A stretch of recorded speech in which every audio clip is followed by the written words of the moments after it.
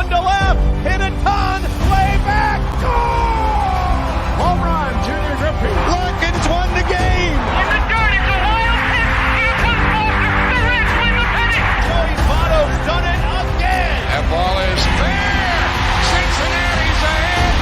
2 games to none. Welcome, Joe Randa to Cincinnati. Cincinnati Reds win the World Series in 4 straight. It was a sweep. Get out of here, baseball. It's gone. Oh, my God. You believe it? Johnny Bench has tied it up. Homer Bailey's second career no-hitter. 7-heaven in 7 consecutive games. Adam Dunn has done it again.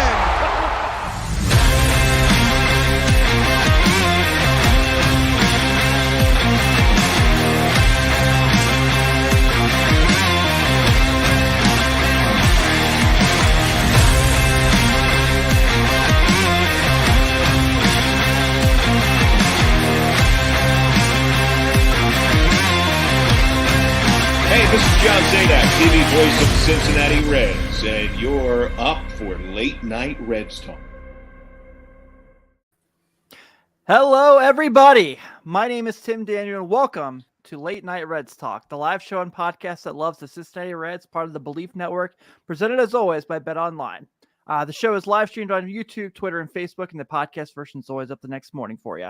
I am joined tonight by Nick Kirby, Carlos Guevara, and our special guest, Dayton Dragons broadcaster Tom Nichols.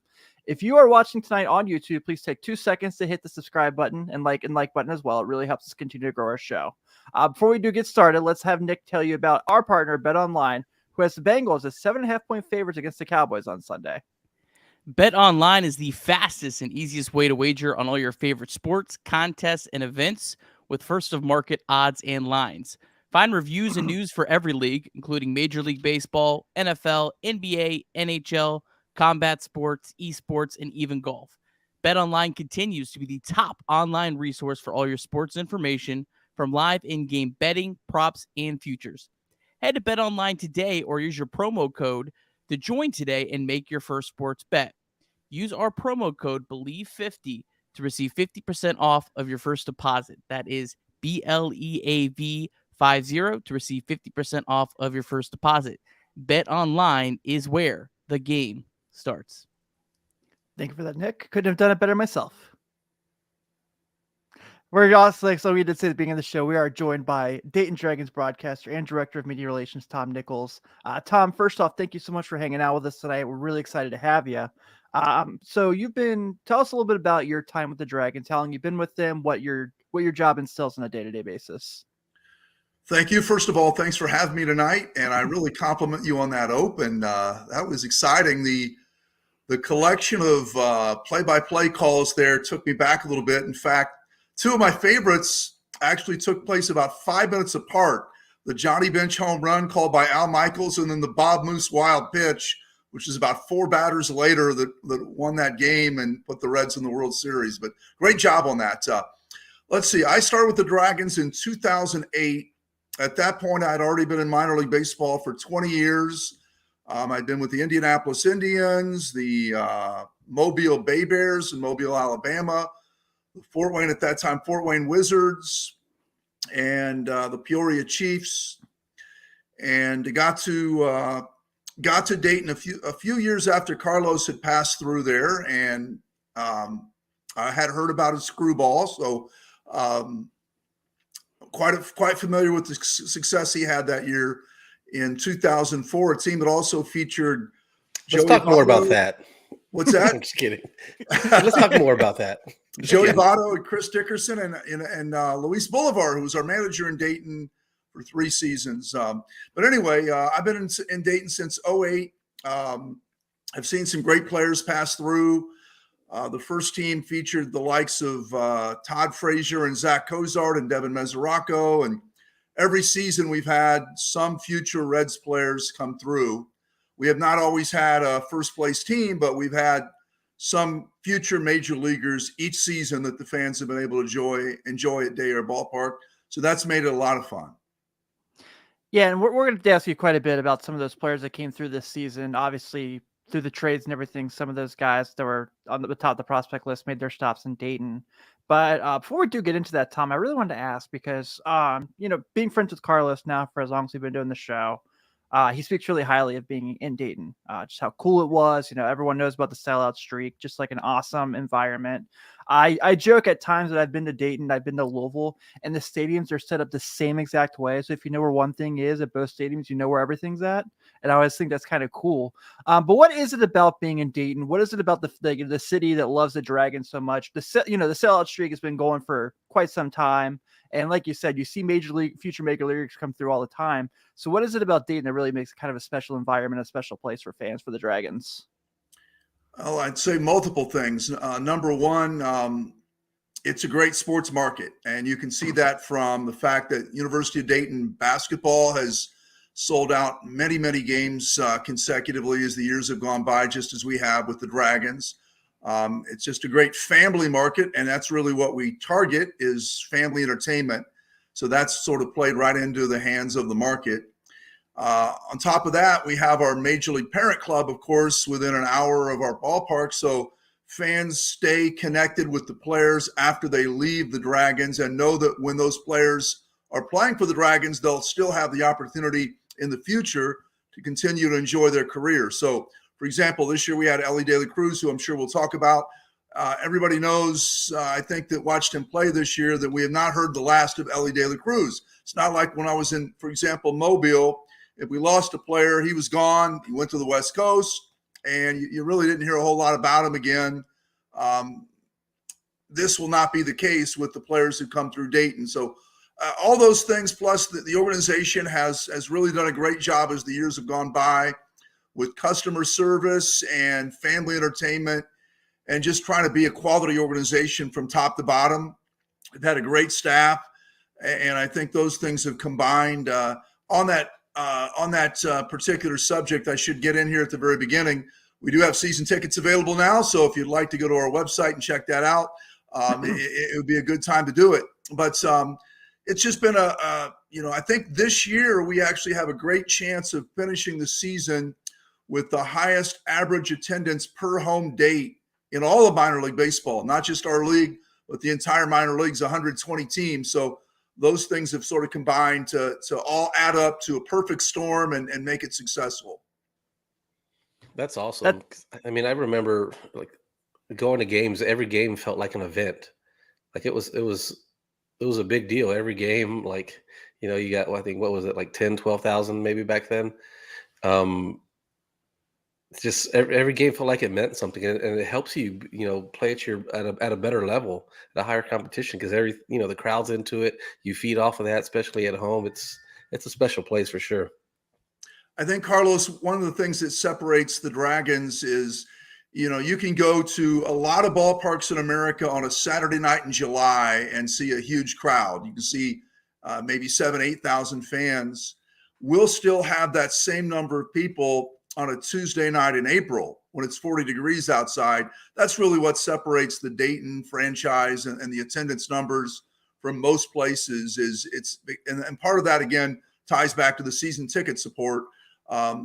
We've had such big crowds 7 days a week, 6 days a week with the scheduling, Mondays off in the minor leagues. But that's been the story over many years, and it continues forward as we talk tonight. I did notice, Nick, I had to real quick check. It looks like Nick put his green light on the back because we were talking the Dragons tonight. I'm just looking for confirmation. Yeah, absolutely. Why wouldn't I? Okay, Fancy. Just making sure. All right, perfect. Just making sure. All right, let's talk about some of those guys. And Tom, the first guy we had to discuss, you've already talked about a little bit. That's Elly De La Cruz, the Reds' #1 ranked prospect, 15th overall according to MLB Pipeline.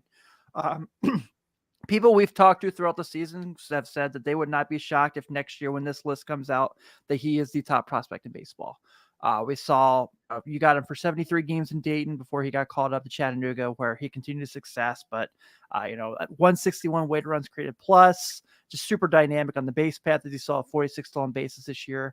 For you, getting to see him on a day-to-day basis, what can you tell us that you saw from Elly De La Cruz that jumped out the most? True 5-tool player. I mean, you hear that term thrown around a lot, 5-tool, 4-tool, whatever the case may be. And sometimes it really is legitimate. Sometimes it isn't. He is a true 5-tool player in that he hit 300 at 2 different levels this year. He's hitting 300 right now in the Southern League as a 20-year-old, the youngest player in the league. He hit 28 home runs this year. He is as fast as anybody in the league. He's got an outstanding arm at the shortstop position. And his defense this year probably would be, of the 5, the one that needs the most improvement to stay at shortstop. I think he can do it. He's got a ways to go there, though. That would be the one of the 5 tools that, while it's strong, it doesn't stand out as much over the better defensive shortstops at our level. I'll tell you this. I saw De La Cruz play all season. He is a truly elite special talent, such that when you watch him and compare him with some of the other players that are supposed to be in that same range, and you've got right there number 15 overall in all of minor league baseball, MLB pipeline. I think Baseball America's got him somewhere in that same range. And the first thing you would ask if you saw De La Cruz play this year is, how can there be 14 guys ahead of him? How could that possibly be the case? And it really comes down to one thing: too many strikeouts. That is the fear that scouts have, because he did strike out about a third of his at-bats this year. I think when he left our league, he was 3rd in the league in strikeouts. Other than that, he was near the top in everything from a positive perspective. And such that I think when we saw other players who were as highly regarded, Carlos, you were a Padres fan, I'm not sure, or Padres player, not sure how closely you follow the Padres at this point, but they had a prospect in our league this year that was a big-time blue-chip prospect, an outfielder by the name of Robert Hassel, who was a first-round pick as a high school pick out of the state of Tennessee. When there was talk at the deadline that the Padres might go after a player, a lot of people said there's no way they'll give up Hassel. They eventually did give up Hassel, but a lot of people were surprised by that. When we saw Hassel and De La Cruz in the same stadium, in the same game, on the same day, nothing against Hassel, but there was no comparison in terms of talent between those 2 players. And Hassel's, I think, just about everyone has him top 20, top 25, maybe a little higher on the prospect list for all of minor league baseball. De La Cruz is in a class of his own this year. A couple of things I'll mention on him just statistically. Number one, we had a night this season where De La Cruz hit a home run left-handed, a home run right-handed in the same game. It had not happened in Dayton in 10 years. You saw it happen. You say, well, will it be 10 more years before somebody does that again? Actually, it was 2 more days, because he did it again 2 days later. Home run left-handed, home run right-handed the same game. He became the 3rd player in Dragons history to hit 20 home runs and hit 300 in the same season. But again, you look at the tools, and that's what's really going to stand out. He plays with a tremendous amount of energy. He's got blazing speed. He changes every game he plays in with his energy and his hustle and his speed. And the other tools are right there too. So I'm a big fan of De La Cruz. And you said big leagues next year, and I would say that would seem to be the pace he's on right now, because he jumped to AA as a 20-year-old, again, youngest position player in the league, and he did not miss a beat. So by maybe June of next year, Carlos, you'll remember around the time Jay Bruce came through the minor leagues, and it was a skyrocket for him.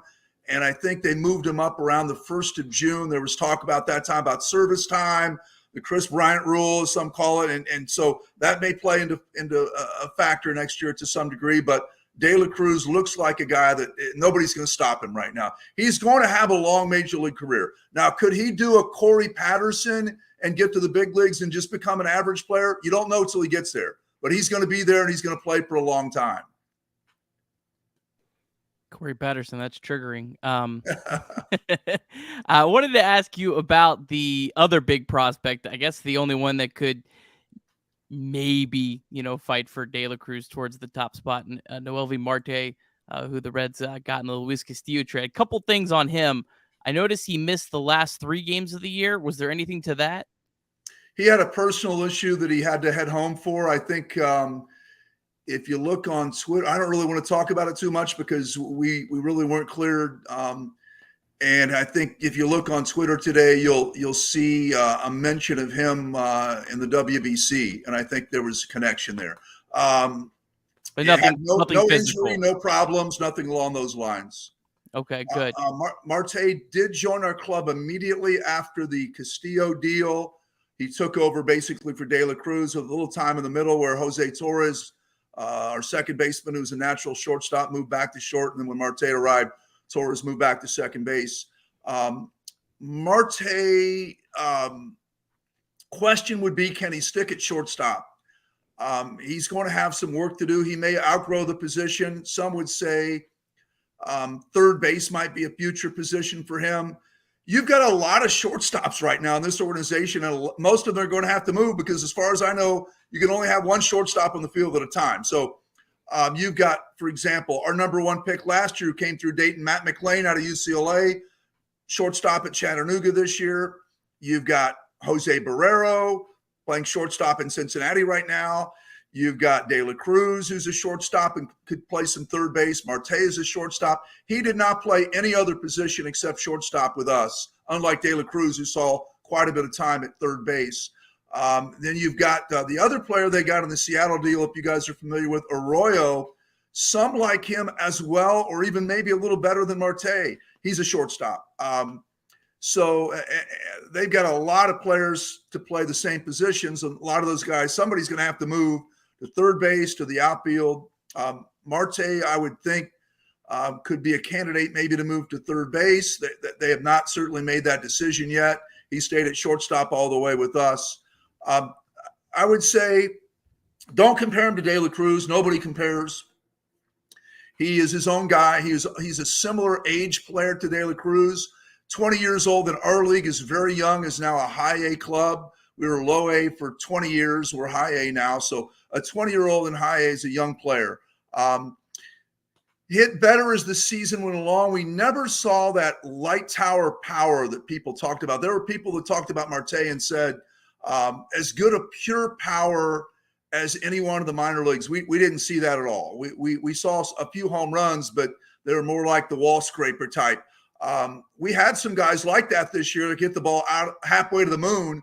Austin Hendrick, Reese Hines, those types of guys. Marte was not that kind of a home run hitter. He finished up strongly and finished up at 292 in just 30 games. He was the only player we had all season, including De La Cruz, who had more hits than strikeouts, which is the way the game has gone now. It used to be, and I was on with Lance McAllister this evening, and I mentioned that when I started with the Dragons in 2008, all 30 major league teams had more hits than strikeouts as a team. Right now in the major leagues, 18 of the 30 have more strikeouts than hits as offensive stats. And on our team this year, with as many good prospects as we had, Marte was the only guy who had more hits than strikeouts. That's just the way the game has gone. And I hope it changes back at some point because that's just way too many strikeouts. But Marte, don't compare him to De La Cruz, but a good prospect to keep an eye on. And he next year, will he jump to Chattanooga or will he start in Dayton? I could see it both ways. He's still young, but he did show tools, and I thought he got better and more comfortable over the 30 games. Certainly the stats said that. The 30-game period in Dayton, he looked better, I think, week to week as he got more comfortable with his new organization. I know you said you didn't want to talk about the WBC. He was also reported that he was going to do the Arizona Fall League. Do you know anything about that? I think there's a plan for him to go to Arizona. I didn't know if it was Fall League or Instructional League, but I do believe he's going to spend some time working on some things out there. I wouldn't be surprised if they didn't try to start working him in at a different spot on the field on at least a limited basis, because the Reds have really been big on that in recent years, is trying to create more versatility with their guys and make them into multi-positional players. When we had India, for example, in 2018, they tried to play him some at shortstop. Senzel actually never played the outfield in the minor leagues. I've never totally agreed. Maybe I'd get you guys' thoughts on this with the way they've gone about it. We had, for example, Todd Frazier in 2008, and he would play shortstop one day, the next day would play third base, and the next day would play left field, the next day would play first base. And I thought, I don't know how a guy ever really develops a level of expertise when every single day he's at a new position. Let him play one position for a week and then move him to the other position. Let him stay there for a week and develop a comfort level at that position. That nobody really does that, though, not just the Reds, anyone. That you'll see guys jump all over the field every day from one day to the next. So maybe I'm just on my own on that one. But Marte never played anywhere but shortstop. I would expect at some point they will get him some experience at third base and let him play some there. An instructional league or Arizona Fall League probably be a great place for that to happen. Yeah, you got to think, though, some of these infielders are going to have to move to the outfield pretty soon because there's really not a whole lot there in the minor leagues outfield-wise. That's true. But, you mentioned earlier, talking about maybe getting the game back to kind of what it was. And so recently MLB has made some changes to the game, which I think is going to help, bring athleticism back since taking the shift out and things like that. As far as the pitch clock, something that y'all experienced in the minor leagues this year, can you talk a little bit about that and any changes you might have seen as a fan or notice as maybe even an insider on it? Absolutely. We had the pitch clock all season. The first week of the season, it wasn't really enforced as much. And after that, it was enforced very strictly. I would say about a quarter of the pitch clock violations that we had were actually called on the hitter, not the pitcher. And not that a lot were called. I would say maybe every third game we would see a pitch clock violation. And again, about maybe a quarter of those on the hitter. It had an enormous impact on the game. I think if you're a fan watching, number one, you don't notice the clock.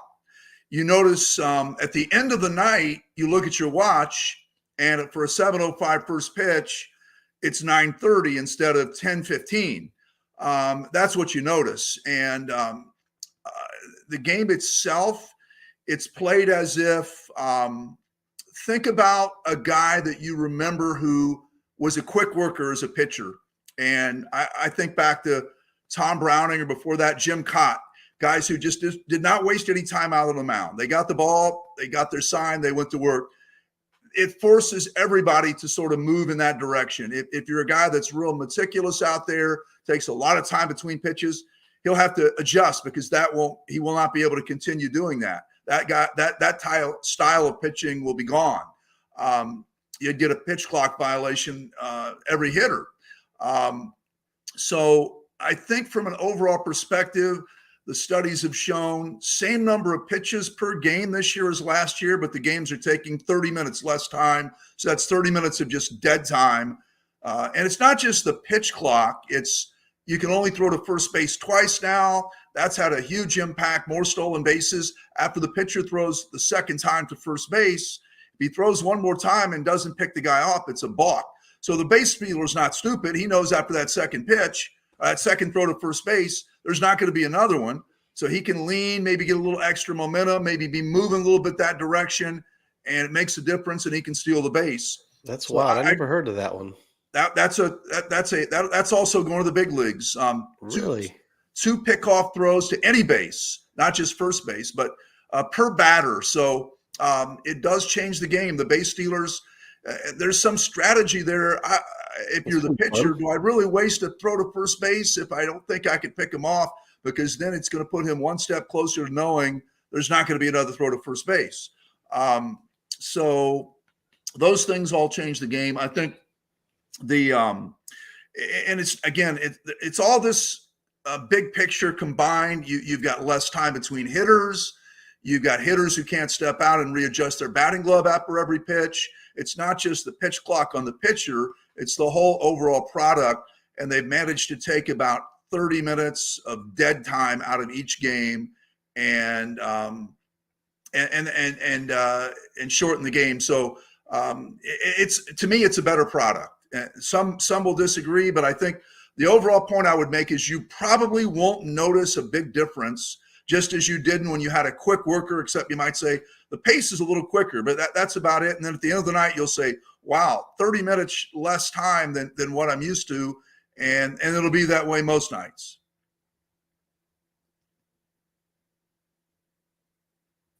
Sorry, I was struggling to get off mute there. So it's people who do a 9 o'clock show or late Wednesday night game after games. We're very excited about that.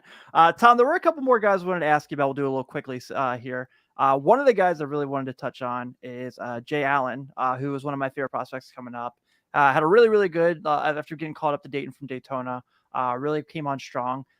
Left us on red. Jay, we're still want to have you on the show if you're ever interested. Please, we'd love to have you. But obviously kind of, these new rules talk about a guy who could be a menace in the base path. A guy who stole 43 stolen bases, had to go to 11 games in Dayton. What kind of jumped out to you about Jay? Base stealing ability and defense in center field really helped our club. In fact, you may or may not be aware, we finished, I think we went 16-5 over our last 21. That kind of coincided with his arrival in Dayton. It wasn't so much just pure stats that you would look at and say, hey, he hit OPS 900 or whatever the case may be. It was the energy he brought to the team. He comes in and starts stealing bases, and all of a sudden you see everybody else start stealing bases. And this is the part of the game that the analytics will never pick up, is the human element, the fact that these guys aren't robots out there. You brought a guy in with great speed and base stealing ability, and like I say, all of a sudden everybody else is stealing bases. It wouldn't have happened without him there. And after this happened, I sit back one day and I thought, you know what?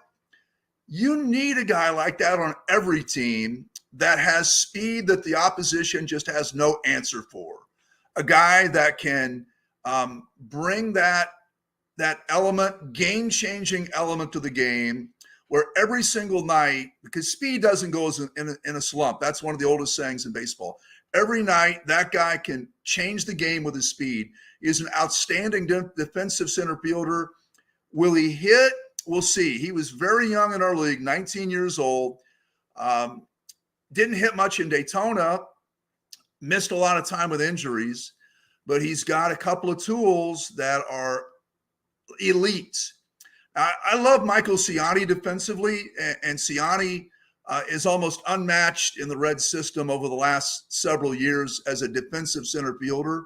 I don't think there's been anybody. I mean, you could maybe Jose Siri was a player that could be compared to Ciani in some ways. They're different. Ciani maybe has some things he did better, and Siri was probably a little faster than Ciani. Siri had Billy Hamilton type speed. Allen is different, but he's in that same level as Ciani. So he's going to change games. Pitchers are going to love him. He's going to make catches and save you runs that no one else would have. And I'm a big defensive guy. I'll say that. I don't want someone who, as they say, can he play center field? What's that mean exactly? Can he play center field? I could go out there and play center field. I need to make plays to win games for me. That's what Allen can do. He won't just make the routine play. He'll make big plays in key situations to get a pitcher out of a tough jam and be the only guy in the league that'll make that play. So the question again is, will he hit? And we'll find out, I guess. He's still young, probably back in Dayton next year, so we'll find out. Tom, I wanted to ask you about Austin Hendrick. I saw him earlier in the year and really looked pretty lost at the plate, but he really finished the year strong. What did you think about his adjustment late in the year with his strong finish of the last month plus of the season? Very interesting prospect. First of all, he's got absolute thunder in his bat. He can hit the ball a mile. You see what the Reds saw, and it didn't take long to see it. A couple of foul balls maybe, and you saw the ball came off his bat differently than it did anyone else's. He's got tremendous raw power and bat speed. Strikeouts are a huge issue with him. He was a much better athlete than I expected based on the scouting reports. We played him some in center field, and he played pretty well out there. He stole some bases for us. Not just a big hulking, certainly not a He's not an Adam Dunn type player. He does have that kind of power though, but he's an athletic player, but a lot of strikeouts. The ability to cut down the strikeouts are going to dictate his future. Some scouts are skeptical because there's so many, but I'm not ready to say that I mean, he improved quite a bit with us this year. And still another young guy who's really he's out of a cold weather state, and he missed the entire 2020 season with COVID. So he's really only played 2 full seasons. And so there's still a lot of potential there. That's a guy to keep an eye on. I like him as a person too, and I'm pulling for him, but just tremendous power. A guy that can hit the ball out of any part of the ballpark at any time you need him to in the game, but just has to cut down on the strikeouts. Awesome. Well, let's start talking about the important stuff, the pitching. Tom, it's all that anybody really cares on the show about anyway.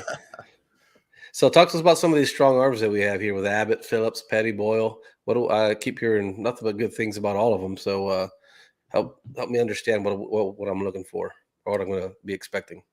Boy, those are 4 interesting guys that you've got on the screen right there, and they're all very different. They all have something about each of the 4 that is that would put them at the top of the list in that area. I'll just take them, and I know you guys don't want to go all night here, so I'll take them one at a time and try to get through this fairly quickly. Andrew Abbott of the 4 was the best with us this year, and he was absolutely dominant in the time with the Dayton Dragons. A man-among boys in the Midwest League. His ERA when he got moved up was under 1, way over a strikeout an inning. Just a guy that no one could hit. A lot of high fastballs and breaking balls that were too good for the opposing hitters. Doesn't throw real hard, maybe 93, so about an average fastball. Some would say you're looking at like a number 4, number 5 starter there, or a bullpen guy perhaps, because he doesn't have elite stuff. But he was so good with us, it was hard for me to imagine that you could put that kind of a cap on his long-term ability. He did struggle some in Chattanooga, but his last few starts were excellent. I'm watching him, and that's a guy that I really think is worth a long look. Okay, the next guy on your list there, Phillips, really interesting prospect. Got him in the Winker deal, the Winker-Suarez to Seattle trade. 20 years old in our league this year, had nights where he was just electric and just made opposing hitters look silly. He would have nights where he would sit at 98 miles an hour. I'm not kidding you. I mean, sit at 98 pitch after pitch, with a strikeout pitch being the breaking ball. I mean, that's a pretty good combination. And a young guy. Command was not great, below average. But with that kind of an arm and that at that age, that's a guy that is going to be interesting down the road. Okay, the next guy you've got there, Chase Petty. In my mind, maybe the best prospect of the 4, because he's the youngest but most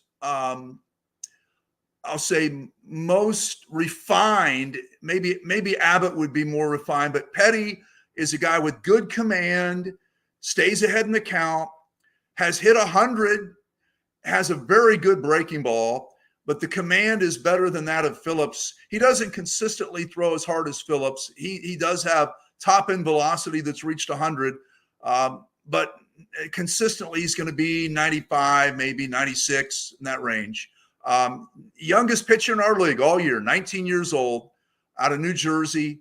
Had nights where he would throw, how about this, Carlos? He would throw 5 innings, and in this day and age, you don't see this. He would throw 55 pitches in 5 scoreless innings and do that as a 19-year-old. So we're not talking some scatter arm young guy. We're talking a guy that's got command to get hitters out in just a few pitches. And then the last guy on your list there is Joe Boyle, who's got the biggest power arm maybe in minor league baseball. The ERA that you see there is all based on the fact that he's been hit a little bit in Chattanooga AA. When he was with us, his ERA was under 1 almost the entire time with almost no hits. I mean, he was averaging 1 to 2 hits allowed per start, just dominating 13.7 strikeouts per 9.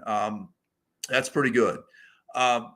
Command was the worst of the 4, but arm strength and power with both his, he had a fastball in the high 90s, slider about 89, excellent curveball, 80 miles an hour when he threw it for strikes, totally unhittable after he'd thrown the fastball in the high 90s.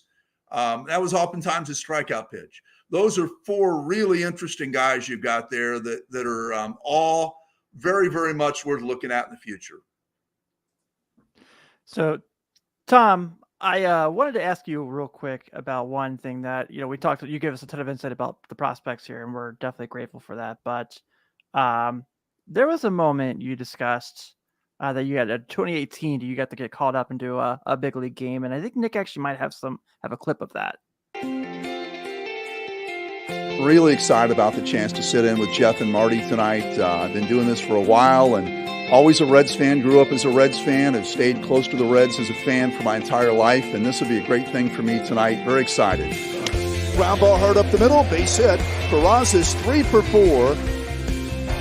He lines one to right. It is in for a hit. Around third, Peraza. Here's the throw home. He is in.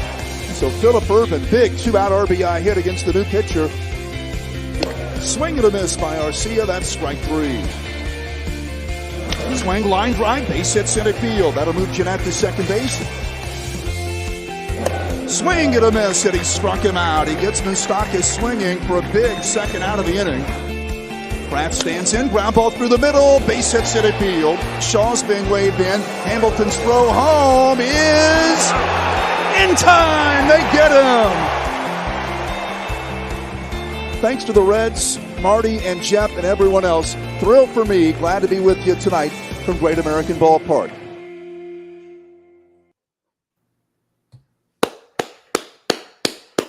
That's good stuff right there, Tom. Congrats, Thank man. you. Thank you. I haven't seen that stuff for, I guess, 3-4 years. Brings back some good memories. Good night. Good night for my family who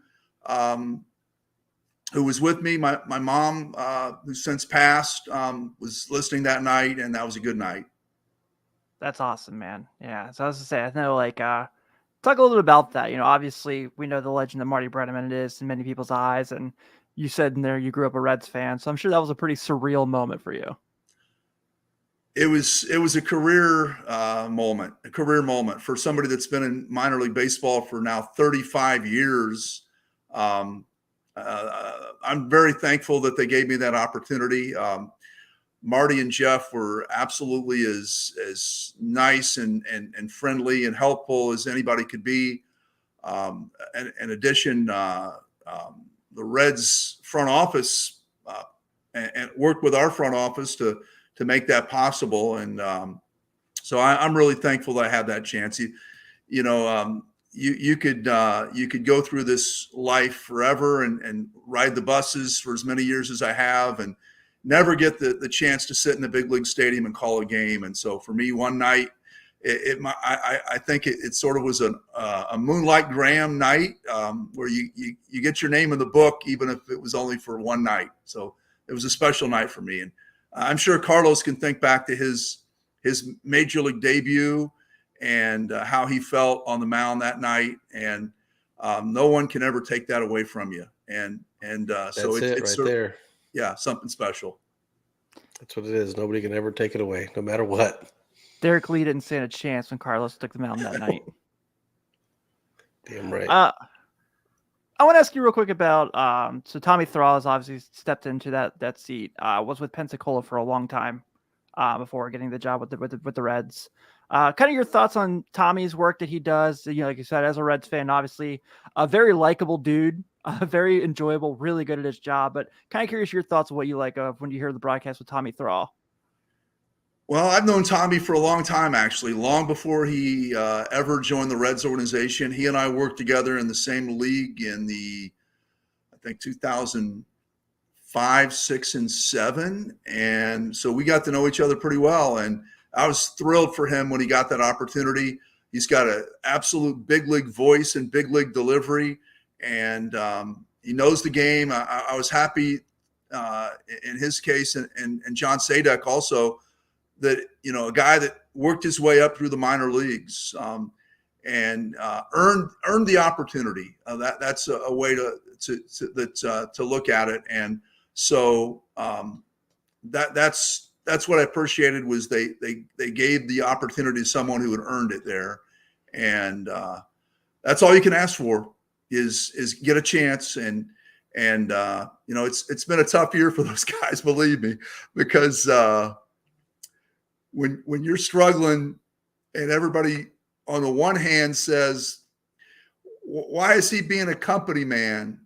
And on the other hand, you can't be negative. You're paid by the ball club to try to maintain a positive level of fan reaction, and so you've just got to do the best you can with it. You don't want to sound like a total homer, but at the same time, you've got to keep everybody as positive and optimistic as you can, and that's a fine line. Sometimes it's not easy to do when you've lost a lot of games in a row, and fans are frustrated, and maybe the players aren't in the best mood around the broadcasters sometimes in those kind of days. And but I know they've got a great group of players to work with down there right now. So because a lot of them came through Dayton, and there's a lot of really good guys there. So that's one thing we've been blessed with in the Reds system, really, for the whole time I've been there, is quality people to work with.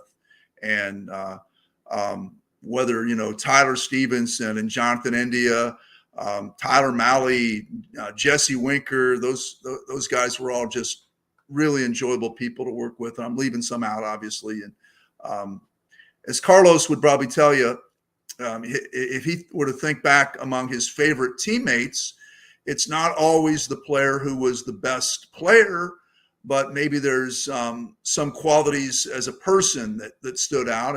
And we have the same with our players.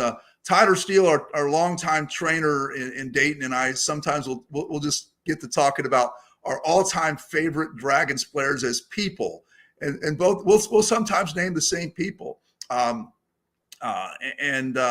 that's what makes it all fun and enjoyable, I guess. You say that, but Carlos's best friend is literally Joey Votto. But if you would listen to mine and Joey's conversation about our best teammates in the minor leagues, you'd be like, who's that? Who's that? Like Anderson Machado, he was probably our favorite one. Not too many people know who Anderson Machado is. That's true. And I've got some of those same kind of guys on the list. A Reds minor leaguer who made his major league debut this year was an outfielder by the name of Narciso Crook. You've probably heard the name in spring training, maybe, because he was in spring camp with the Reds several times, never on the 40-man roster, and absolutely by his teammates, the most beloved teammate in the entire organization. And I guarantee you, in fact, I told one of our coaches that he had been called up by the Cubs this year, and he just yelled out with joy and started calling the other coaches to tell them that Crook had been called up to the big leagues, not with the Reds because he's gone from the Reds. That was the kind of mark he made on the people that he played with, played for, and that's the way it is in the minor leagues sometimes.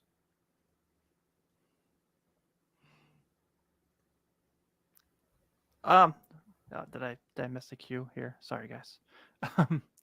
So with that being said, so we've kind of touched on a lot of stuff here, Tom. Thanks so much, man, for taking some time to hang with us here and kind of give us some insight on the Dragons and things like that. Before we do get out of here, if you do have some Dragons fans, some Reds fans who do want to interact with you and you want to share your socials, by all means, take a second here. The floor is yours, man. Social media? Yeah, your Twitters okay. And all that fun stuff. Okay, yeah, I am on Twitter.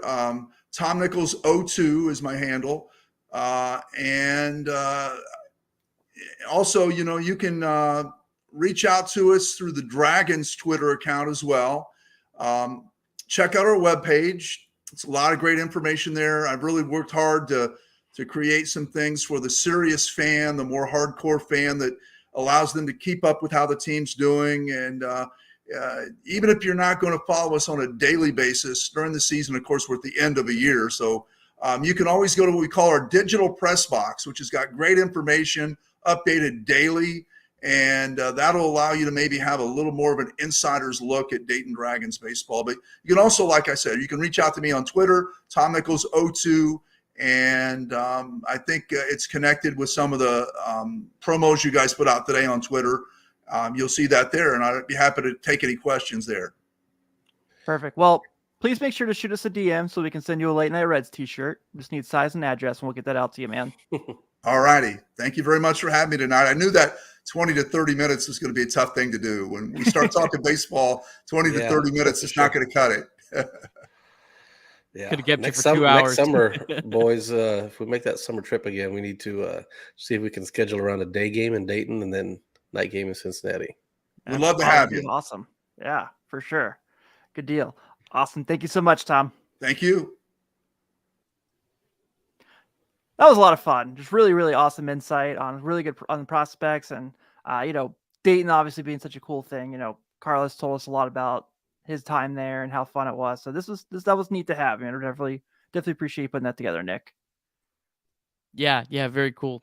Tom gave us way more time than we asked for, so yeah, really appreciate it. He had a lot of really good insight into. He's coming back in the off season for sure.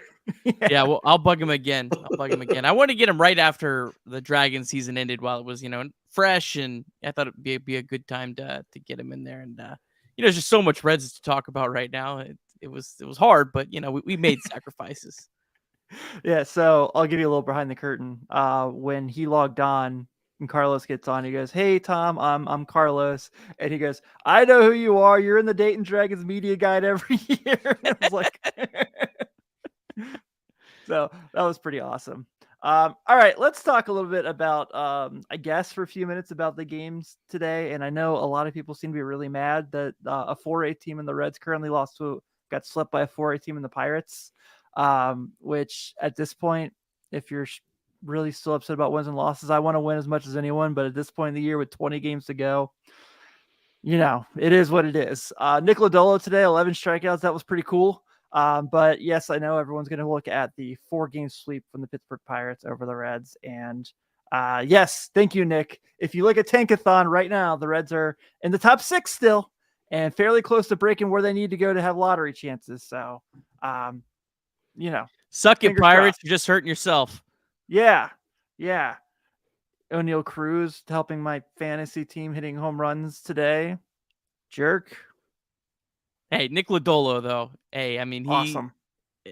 I'd rather Lodolo pitch well and him get rocked and win a 10-9 game or something at this point, Man, he's been just the way he's finishing the year is just so impressive. Usually it's the opposite. Usually these guys slow down in their rookie year towards the end of the year. And he seems to be getting just better and better with every start. And I don't know, Carlos, what's your thoughts on Lodolo? I can't be more pleased with what he's done this year. I mean, he looks like a bona fide ace to me. Yeah, for sure. He's the most mature. Like I think we kind of said at the beginning of the year in our predictions that who we thought might have the best year. I think most of us lean towards Lodolo just because his experience of throwing more pitches. Period. I said earlier today, like his slider to a right-hander down and in, it's just straight out sexy. That's all there is to it. Ever since we lost that Castillo changeup, I mean that's just. Oof, it's nasty. And Barry was talking about how it's one of those Randy Johnson types where right-handed hitters sometimes they'll be swinging and jump up at the same time because they think it's going to hit them in the feet. But he's definitely been fun to watch. He's got number 1, number 2 potential for sure. I'm not sure about number 1 quite yet on a good playoff team, but he's getting there. I mean, he's just getting better. Every time out there, and it's all you can ask for, really. Yeah, my our good friend, my former arch nemesis Chad Dotson, wrote a really good article in Cincinnati Magazine about Nick Lodolo and how they found another ace in their deck with kind of this progression and movement, and talked a lot about just how he's found his control the last few months and how much that's been really helpful in his growth and progress. And like Carlos said, that slider, man, that's awesome. It's so fun to watch. I know Pitch Ninja's I think he's highlighted a couple times, or somebody has on Twitter, and that's been really kind of neat to see. So yeah, man, I think I totally agree. I know everyone wants to look at the wins and losses this moment, but I'm going to take pride in seeing Lodolo having 11 strikeouts and not walking anybody, and just seeing very beautiful control in the game. As good as that slider is, as nasty as it is, that fastball that he locates up and in, up and away, low and away is unbelievable at this age right now. And that's what makes this slider even crazier. Talking to great hitters, which I had the opportunity to, like, coming up and, just picking at their brains. And every single one of them says it's about the fastball location. It's not really how fast it is. It's just about the location. And he's doing an excellent job. There was multiple times, tonight and 5 days ago where he'd just tie hitters up with a fastball. And I'm like, oof. Like, just because how quick that is, it's like, that's nasty. You don't just miss there on accident on the inside part of the plate. Yeah, it's some of the stats that Joel Luckup was tweeting. I wish we would have done a little bit earlier so I had time to put them up on the screen. Come on, Joel. But no, I mean, some of the pitchers that Lodolo has been comparable to, striking out like 30, like the list that he put where Lodolo had 30 strikeouts and 1 walk or less over like a three start period. There's like 4 pitchers that have done that in like the last 20 years, and they're all like elite starting pitchers. So just to be able to strike out this many batters and not be walking guys, like, that's not normal. Crazy. Like, that's not there. That's top of the line starters. And, I mean, he's going to have some ups and downs, some growing pains here and there, but man, I'm excited to see him finish the year. 6'6" tall lefty that throws sliders like that. That's rare. That's really rare. So that's pretty awesome. I don't know if I think the easy thing you see often see people do is because of his height and the left hand. They're like, well, he's got a lot of Clayton Kershaw to it, which is obviously calm down. I'm just happy that he's really, really good now. So if he ends up being Clayton Kershaw, hell yeah, sign me up. But, let's just enjoy him being really good at the time being. So, yeah, I see more Cliff Lee. Oh yeah, that's a good one. That's the one that always I see a lot of that. Yeah. Maybe if he could be 4 inches taller and grow a mullet, and then we could be like, he's the next Randy Johnson. Didn't Cliff Lee have like 7 pitches? Like way back then. That. Larkin, I don't know if he compared him to Randy Johnson, but he said something today with Randy Johnson in the broadcast. I think he said something along the lines of reminds me of like trying to step in the box against Randy Johnson or something like that with the Lodolo. So I was like, whoa, Larkin saying that, So yeah. Breaking news. He faced Randy Johnson, so I mean, yeah. I was at a game. That's what I'm saying. Randy Johnson. It was frightening. That's why I made that comment earlier, because that's what Larkin said, that he swung at a slider and then both feet were off the ground when he finished that swing because he thought it was going to hit him in the feet. It's the only way you're going to get a walk from Lodolo is if you get hit by the first pitch he throws. Yeah, which, I mean, the first couple starts, you kind of like, his first couple starts early in the year, you saw he had that St. Louis game. I think he hit a couple batters and stuff like that. And then, like, once he found his groove, it was a blast. So obviously, at this point of the year, Nick, kind of if you don't mind, pull up real quick, just discussing some of the rehab assignments. It looks like we can look at potentially having Hunter Green coming back pretty soon. Yeah, who's that guy? I think he pitches for the Reds. Looked really good. 15 strikeouts and 7 innings, only 2 walks in his rehab start. So why isn't he throwing in the big leagues right now? Stir.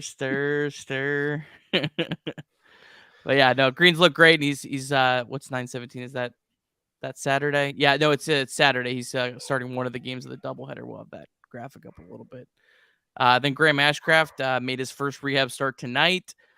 Struck out the side in the first inning, gave some bloop hits, looked really, really good.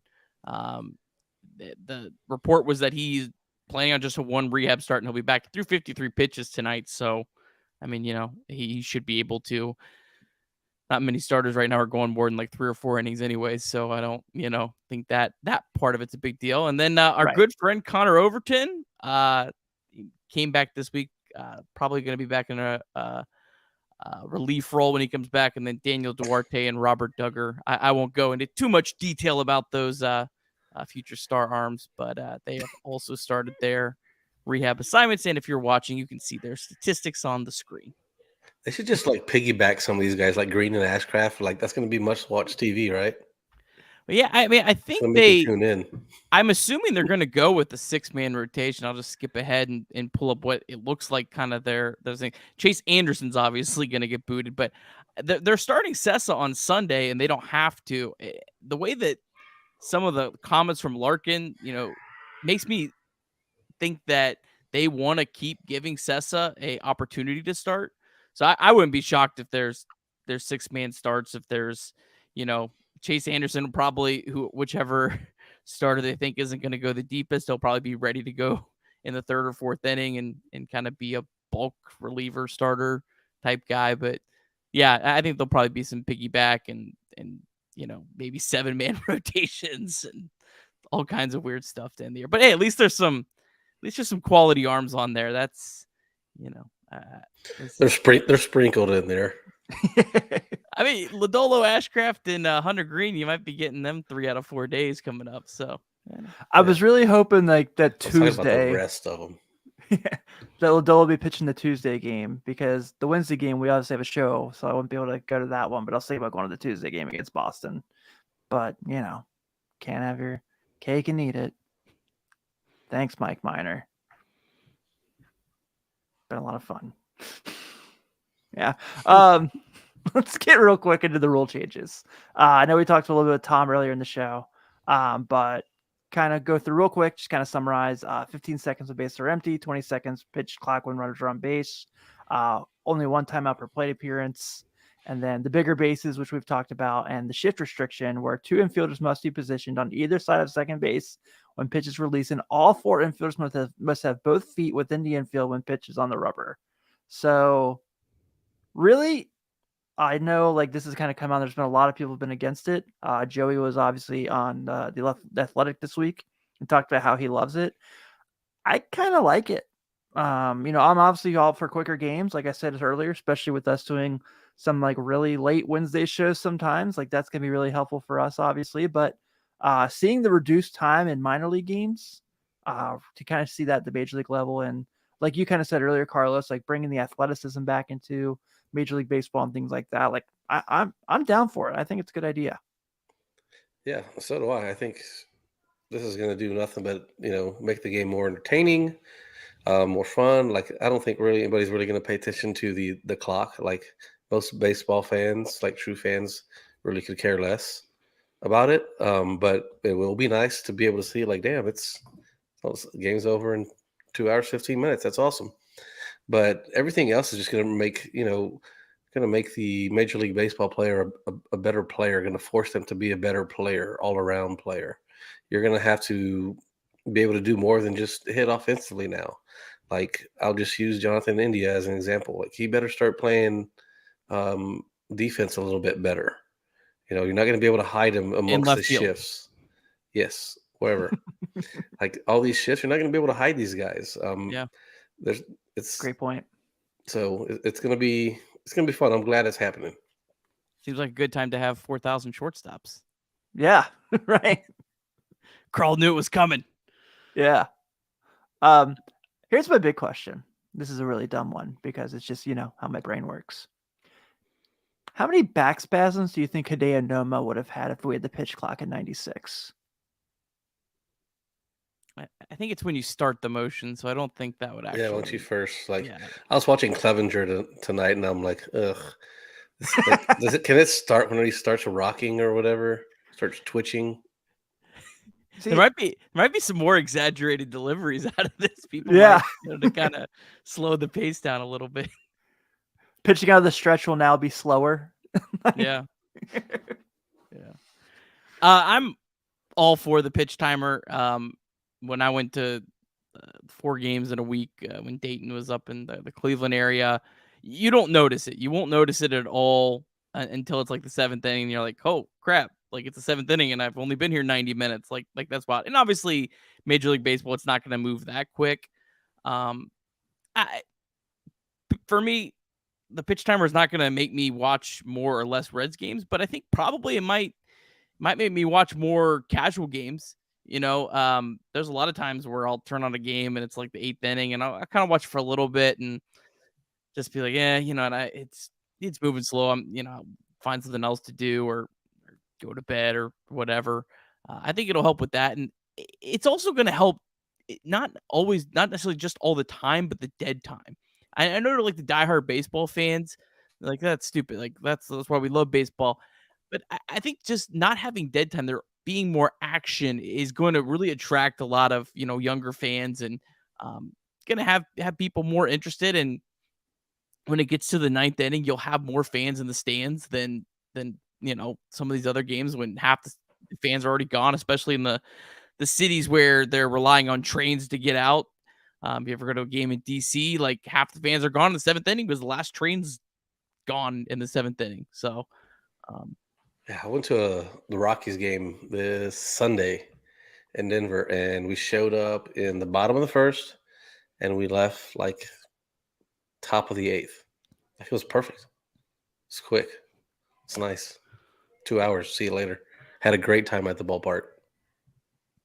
Yeah, no more Hunter Strickland 20-minute top of the eighths or ninth or whatever. I got to show my buddies exactly where I gave up a home run there too. Pretty cool. Did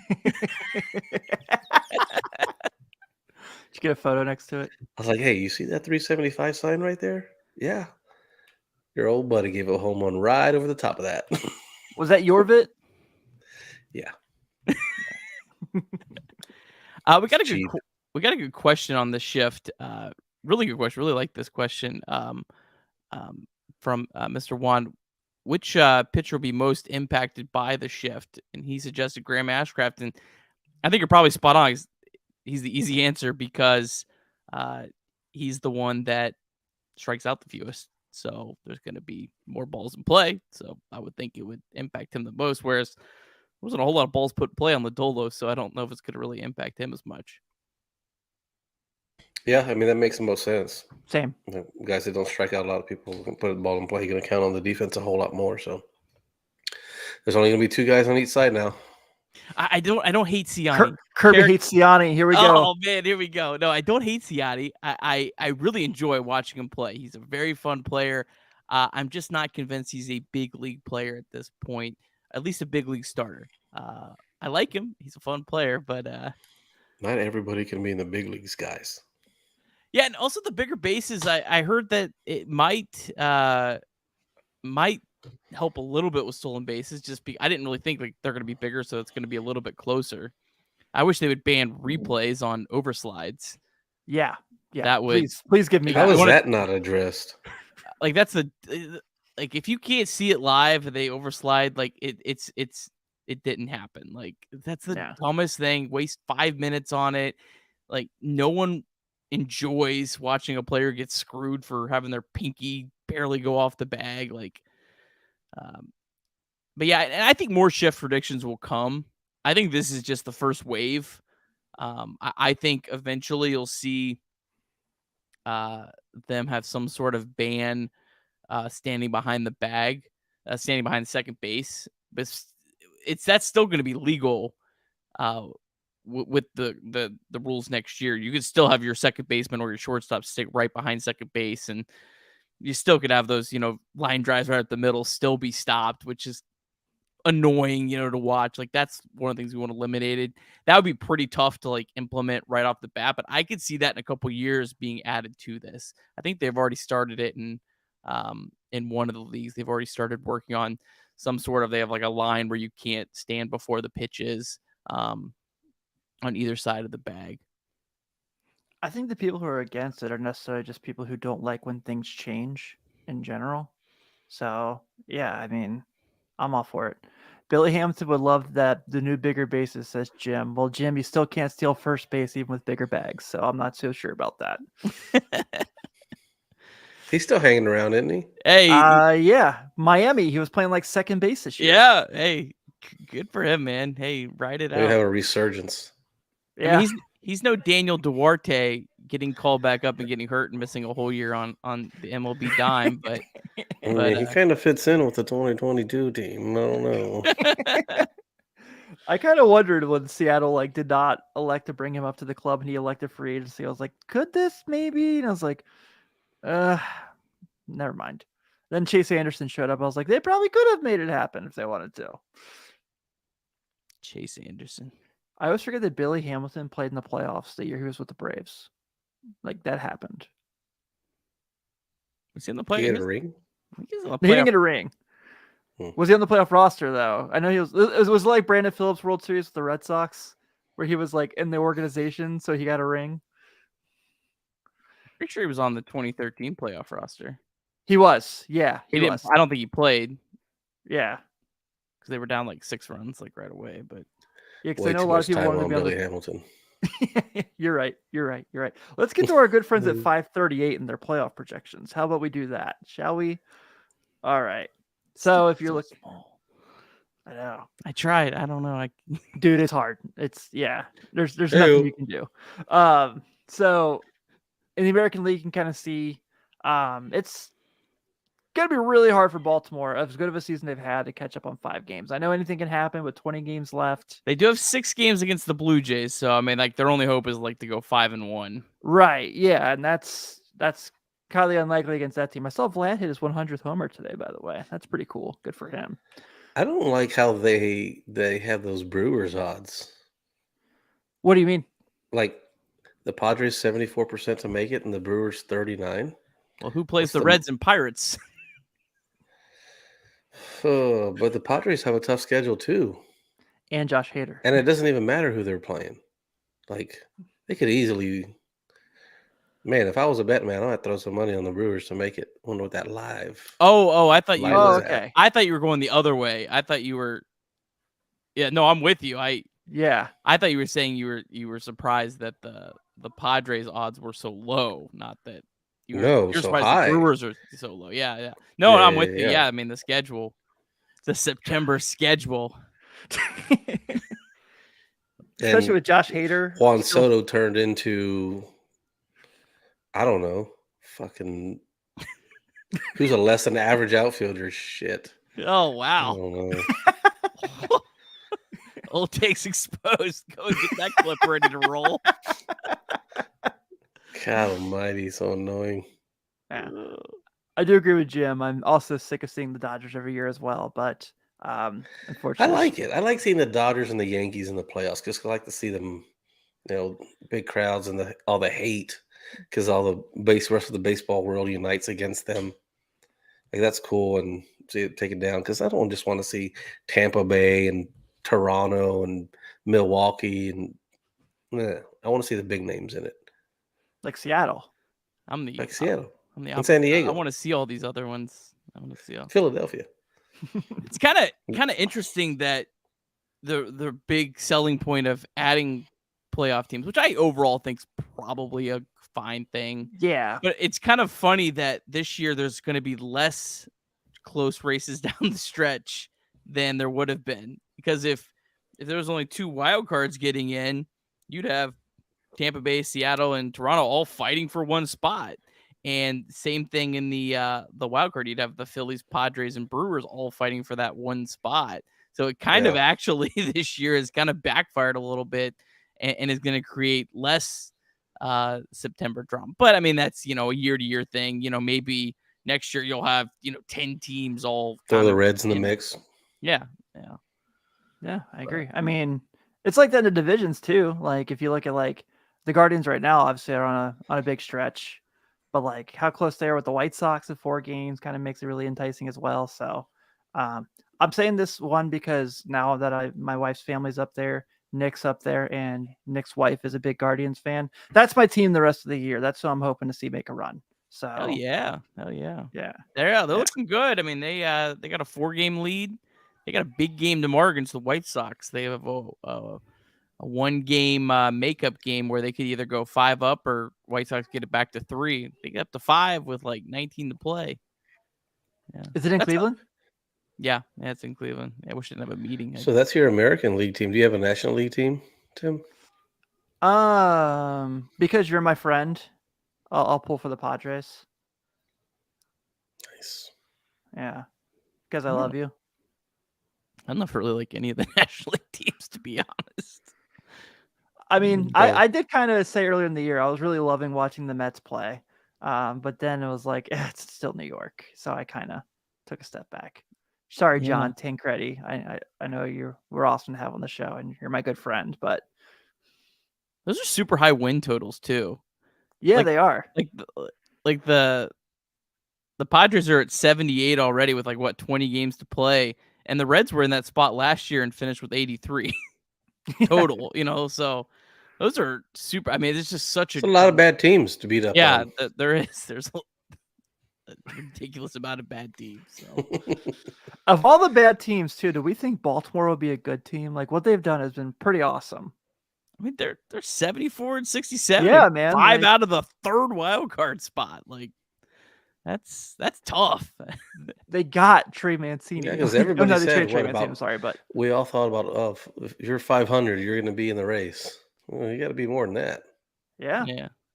Like I said, it's definitely year to year, but this is, I think this is good for baseball. I think this has been awesome. So yeah, I dig it. Go Guardians. Take the shift away, bring back the hot baseball.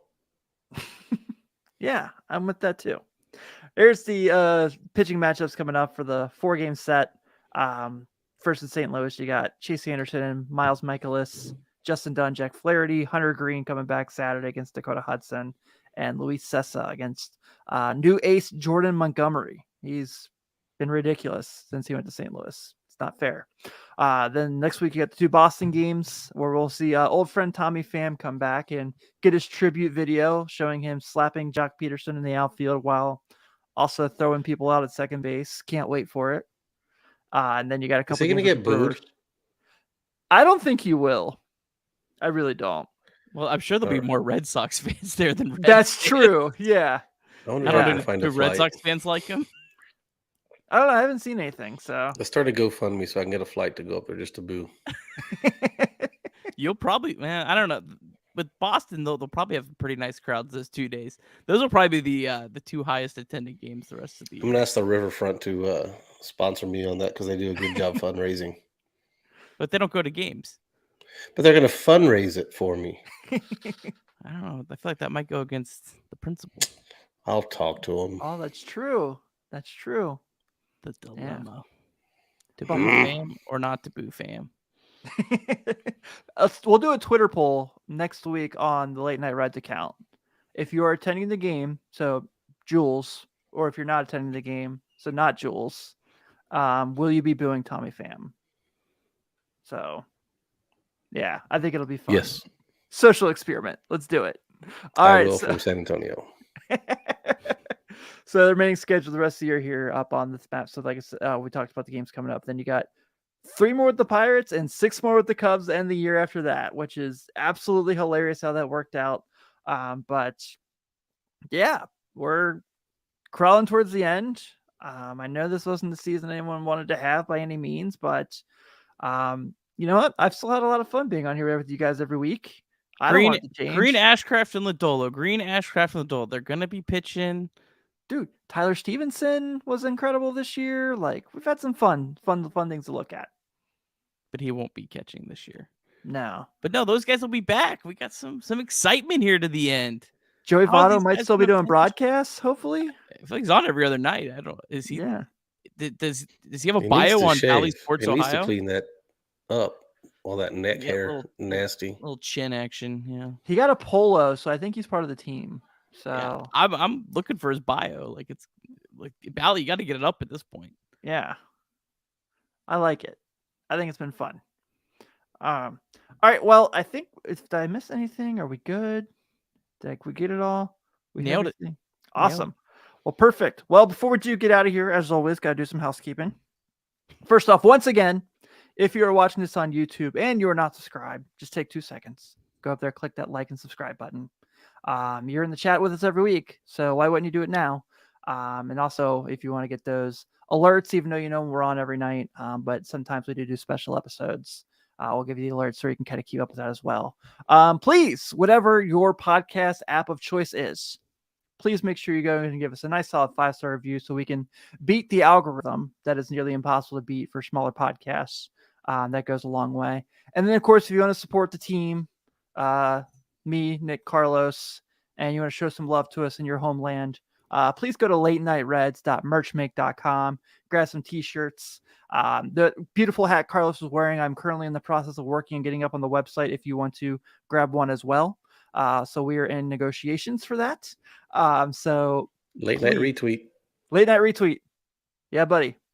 So also, we are also all brought to you, as always, by our good friends at BetOnline. Please go to their BetOnline, use the code BLEAV50 for your 50% welcome bonus, and hopefully the Bengals can beat a backup quarterback this weekend. For Nick, for Carlos, I'm Tim Daniel. Thank you guys for hanging out with us this week. Thanks for hanging out with our guest, Tom Nichols, and we'll see you next week. Yeah.